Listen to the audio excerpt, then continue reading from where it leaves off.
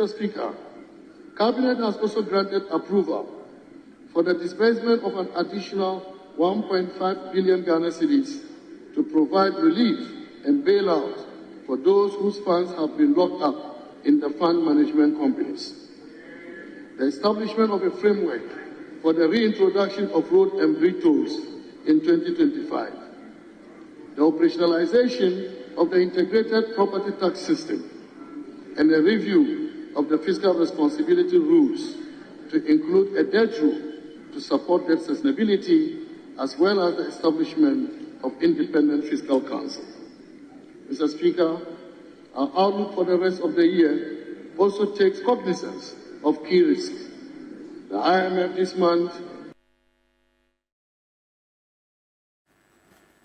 Right, so that was the finance minister yesterday, Dr. Mohamed Amin Adam, and I'm told we have the first caller on the telephone. Welcome to New Day, your name and where you're reaching us from. Hello. Thank you. Hello, good morning. Hello, good morning.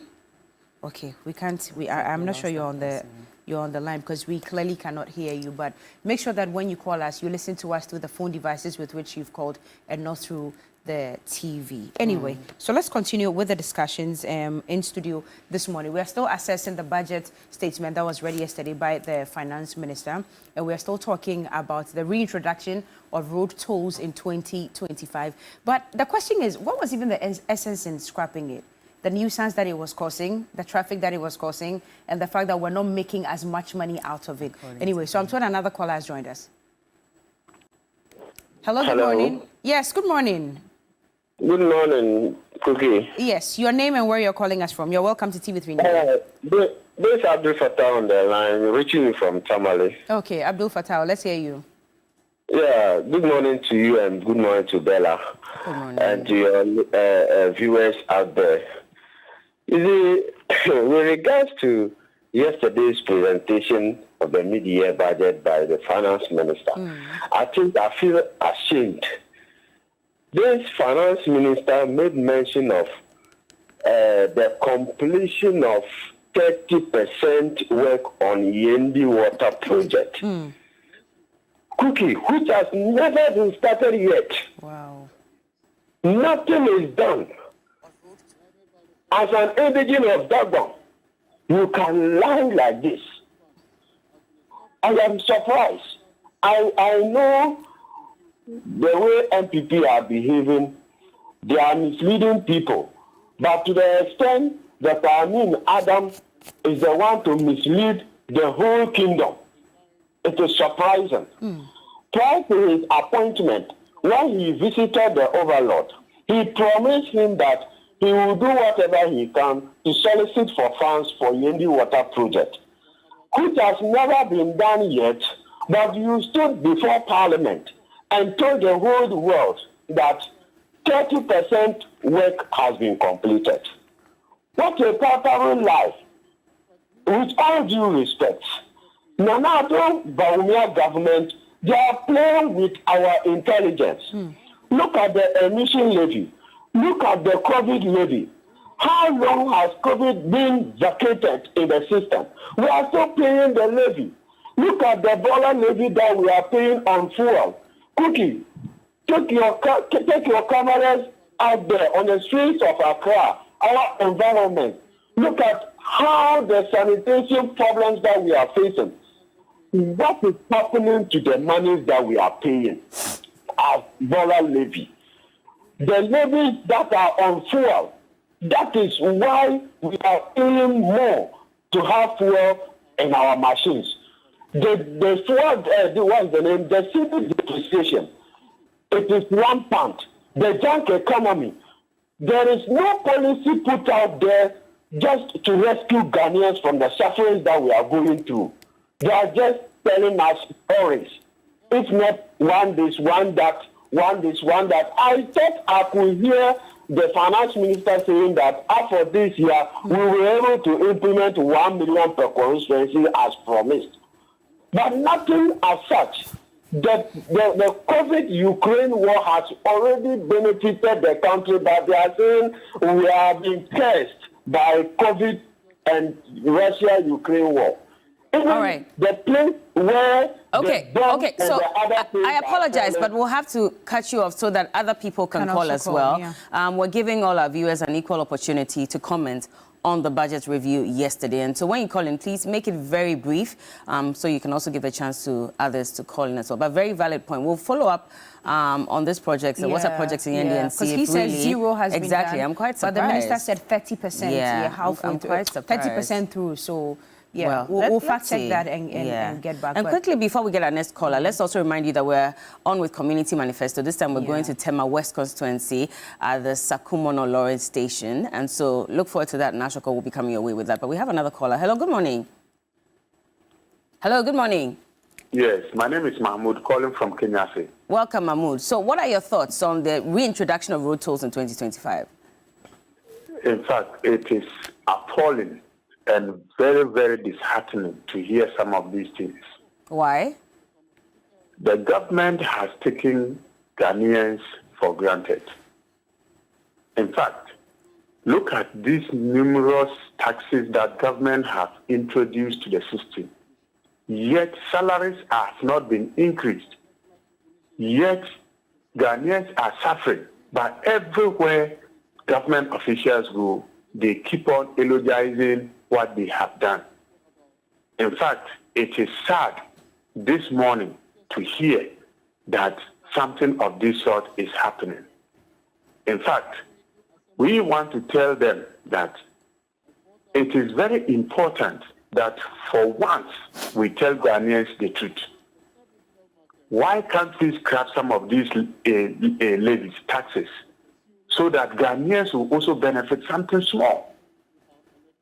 Look at our brothers and sisters who are suffering in Accra. So when you say some of these taxes, which ones exactly were you hoping that governments would scrap? The e-levy, the COVID-19 levy, and even the import, especially these cement production companies. Look at the number of taxes that they have made the people to be paying. Today you go to Upper West region, a bag of cement is sold at 105 Ghana cedis. Why? All right. Why? All right. It's quite disheartening. Thank you so much for also sharing your thoughts on this. The numbers are still on your screen. We want to find out from you, especially whether you agree with the decision by government to bring back the tolls in 2025.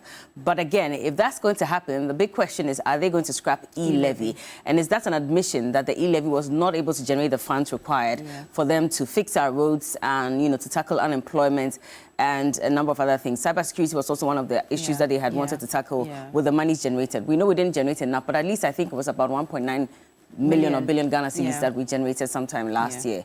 So are we going to scrap that, or would it run side by side the collection of tolls at the booths? That's also another important one. We have a few messages coming in. Sherry Giovanni says, good morning to you both. I'm glad the government has listened to the call by the citizens and well-meaning Ghanaians to reintroduce the road tolls. But I was expecting the scrapping of taxes on sanitary towels for our sisters, girlfriends, students, and mothers. But I'm also glad the government didn't ask for a supplementary budget. Another caller on the line. Good morning. Hello, good morning. Good morning. Yes, your name, please. My name is Wisdom. I'm calling from Chiriponi. Okay, Wisdom, let's hear you. What I was expecting from the finance minister to talk about is, let's say the e-levy and then the COVID-19 levy. I was thinking that they would scrap it off. And when you come to Chiriponi like this, when you come, especially the cost of living is very high in Chiriponi. Tomato, we are buying tomato for 20 cedis. Wow. 4 tomatoes, 20 cedis. So when you take your salary, I'm the salary, and when you take your salary, it will not take you up to, let's say, the next 20th month. It will not take you before all your money has gone. It will just vanish in the thin air. You don't know what to use the money for. And then when you also come to Chiripon, there's no day that they will not off light. The doomsday is still happening in Chiripon. I don't know whether even as at now, like that or not. But when you come to Chiripon, the doomsday is still happening. As to whether the Ministry of Energy is aware or not, or maybe the MP for Chiripone and the DC for in Chiripone is aware that there's a doomsday in Chiripone or not. But when was the last time the lights went off in your community? Yesterday. It went off yesterday? Yes.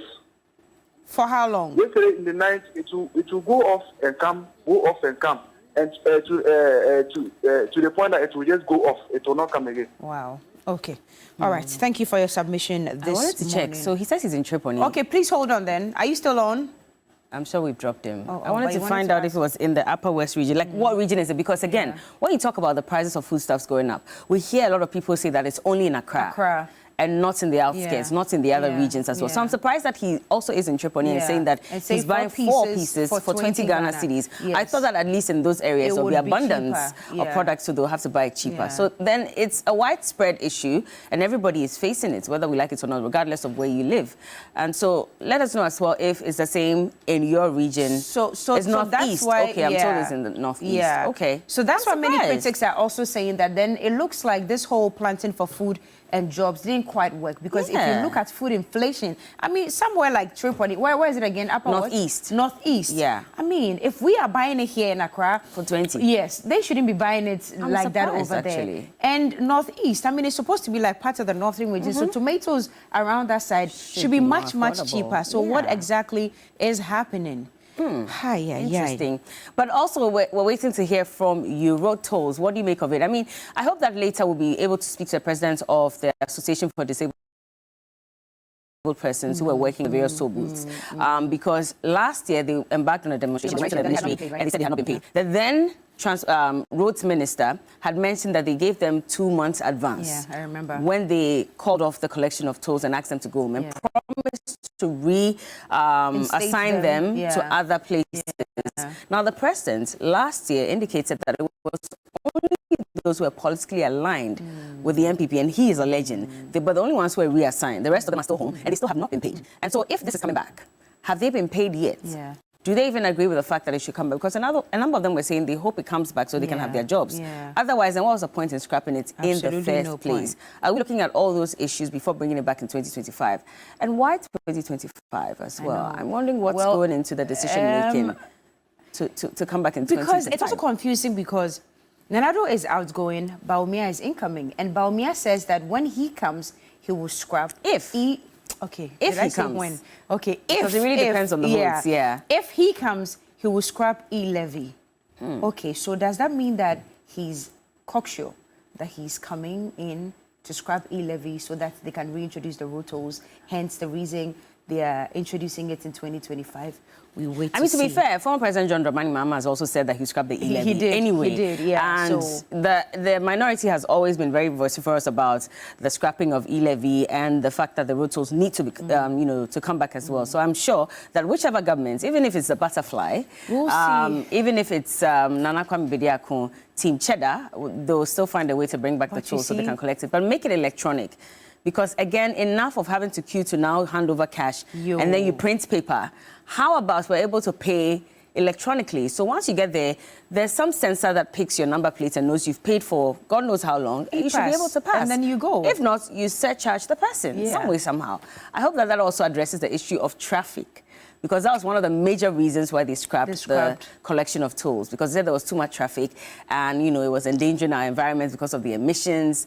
Lots of stories, but let's see. To many people, all these are still just promises. Let's wait whether MPP or NDC, if they come into power and they're able to implement these things, then we will believe. Because in this country, when it comes to promises, especially by politicians, it's a whole year discussion if we started this morning. So we are not even going to start. But Emmanuel Greatness Pedersen says, NPP is a very confused party. So what will happen to the e-levy they've introduced in place of the road tolls? And, okay, Atanga Isaac, I was going to read your message, but Johnny is ready, so we have to cross over.